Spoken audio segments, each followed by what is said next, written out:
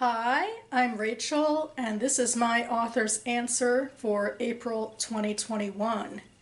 The author's answer series was started by author tuber J.D. Archer and his writing group, wherein they posed themselves several reading and writing related questions to answer.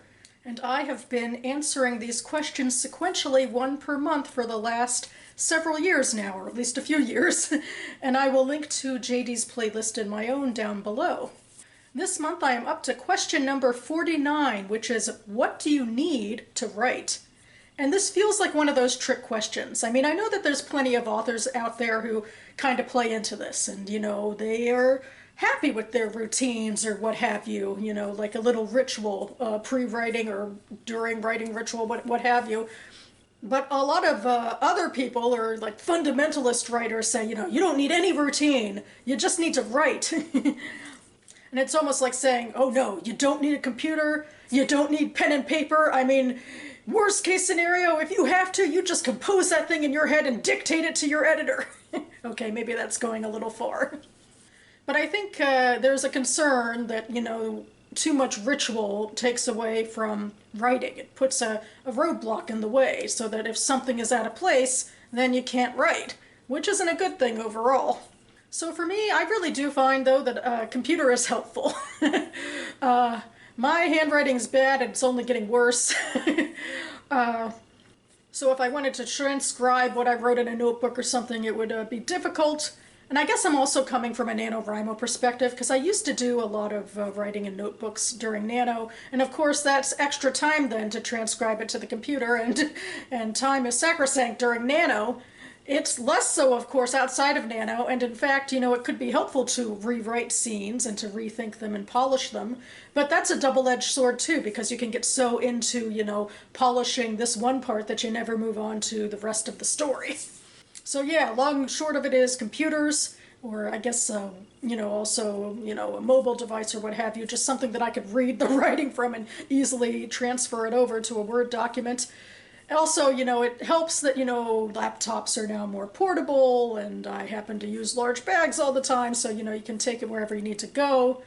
I do have a semi-habit, I guess, of liking the idea of taking my laptop and moving out of my condo to do writing, because in my head, of course, I've coded condo for a bunch of other things, whereas if you take your computer out to Panera or something, it clicks in my head like, oh, this is kind of like a writing time. I mean, sometimes it does.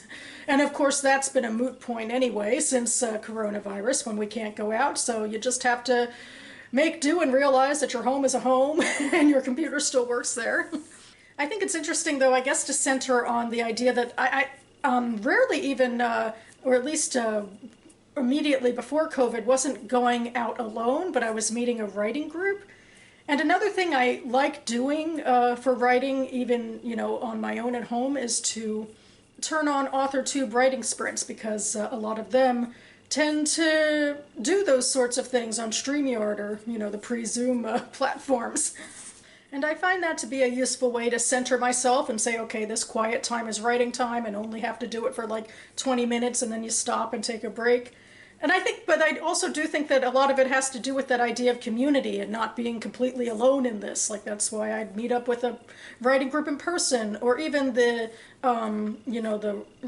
online write-ins, especially if you do them, in real time, give you that sense of community.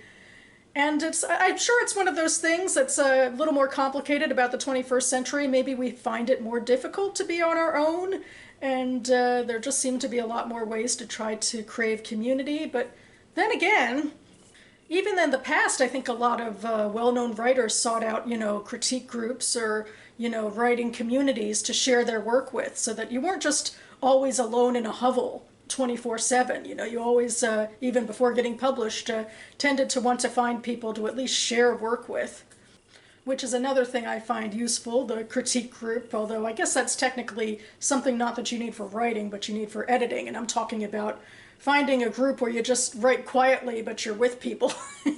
But anyway, those are nice things to have, but of course, I don't need them.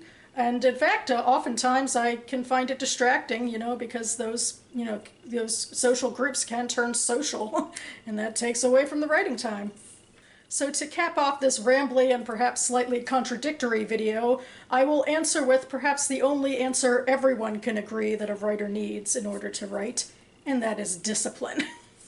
Whatever it is, you need to find inside of yourself to put your butt in the chair and your fingers on the keyboard, or what have you. And hey, there are some 21st century quasi-social accoutrements for that as well, like the 5 a.m. Writers hashtag on Twitter. I see a lot of people using that, so I imagine that it compels people to get up at the appropriate time, and then maybe after your writing session you can post a celebratory tweet about it. Or at the very least, it's a nice hashtag to go through just to realize that you're not alone and that there's plenty of other people who are taking that time and making that disciplined choice to put their butt in the chair and their hands on the keyboard. So I guess I'll leave a link down to that hashtag down below and maybe we can all find some inspiration.